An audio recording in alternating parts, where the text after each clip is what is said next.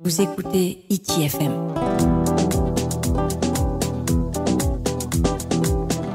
ITFM, la plus belle des radios. Qui a démarré il y a presque 1 an et demi, je crois, qui concerne 27 logements. 27 logements sont les premiers livrés cette année, en fin d'année, vers décembre 2020. Derrière, nous avons déjà posé une première pierre pour notre tranche qu'on appelle RHI Rotorea Est, une première tranche de 48 logements qui sont livrables vers mars 2022. Derrière va suivre la seconde tranche, et je pense que ça va nous porter carrément en 2024 au final pour la tranche Rotorea Est, qui va comporter au final 100 logements. Pour RHI et Rotorea Est, donc on a commencé déjà les 48. La première pierre a déjà été posée l'année dernière d'ailleurs. Et il y a aussi une zone qu'on appelle le Ternao Noutere de 27 logements qui également vont pouvoir être aménagés sur ce site. D'accord. Les populations qui étaient sur place, ils sont pour le moment tout le monde n'est pas parti. Là où nous avons pu travailler comme la RHI Rotorea Est, ça a nécessité le délogement provisoire d'une soixantaine de familles sur ce qu'on appelle chez nous le Haut de Teroma pendant la durée du chantier.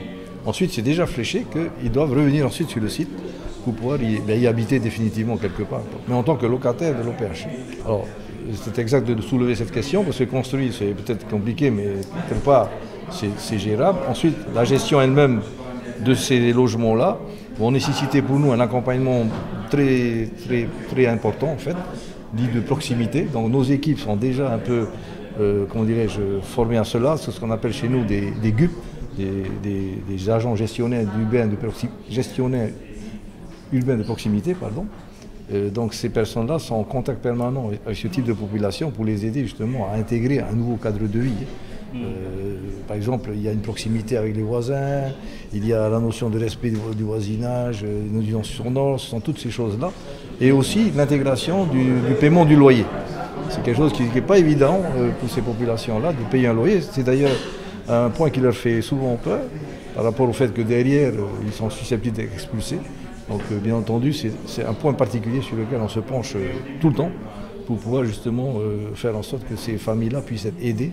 Et à ce sujet, comme je l'avais indiqué récemment, il y a dans le dispositif gouvernemental la notion d'aide familiale au logement qui permet à une famille, par exemple, qui habite un F5, donc c'est 4 chambres et un salon, à plusieurs personnes, bien entendu, de s'en sortir avec un loyer net assorti de 5 000 francs.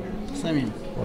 C'est le plus bas, bien entendu, mais globalement, voilà. Il y a un loyer d'équilibre que l'OPH doit percevoir, mais grâce à l'AFL, nous pouvons facturer un loyer qui peut aller jusqu'à 5 000 francs au minimum. Hein. Non, c'est dès lors que ces familles font appel, il faut qu'ils déposent un dossier à travers l'OPH, et qu'il y a un dispositif un peu complexe derrière, mais pour autant qu'elles sont éligibles à l'aide familiale au logement, elles percevront cette aide-là, et nous, on facturera le net.